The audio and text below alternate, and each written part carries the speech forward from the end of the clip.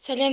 Ерке Есімхан өзінен 12 жас кіші әнші жігітке тұрмысқа шықты. Оның бастамас бұрын каналға тіркеліп, лайк басып, комментарий жазуды ұмытпаңыздар.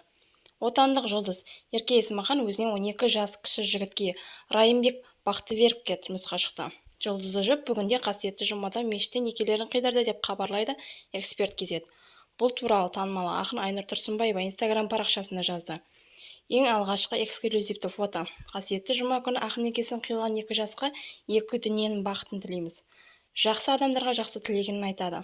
Барлық әйел бақытты болуға лайықты деді. Ардақты Қадиша анамыз пайғамбардан 15 жас үлкен болғанын білесіздер деп жазды ақын.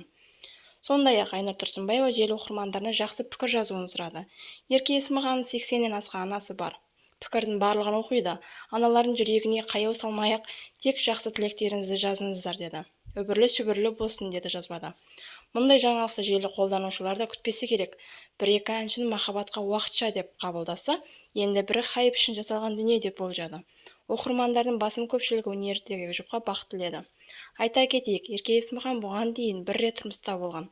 Бұрынғы күйеуі тележүргізуші Асхат Садырбайдан бір ұлы бар. Соңына дейін тыңдағандарыңызға көп рахмет. Лайк басып, комментарий жазып, каналға тіркелуді ұмытпаңыздар. Шоу-бизнес жаңалықтары алғашқылардың бірі болып жаңалықтарды жеткізіп отыратын болады. Ол үшін каналға тіркеліп қоңырау белгісін басыңыз. Жаңалықты ең алғашқы бірінші болып еститін боласыз.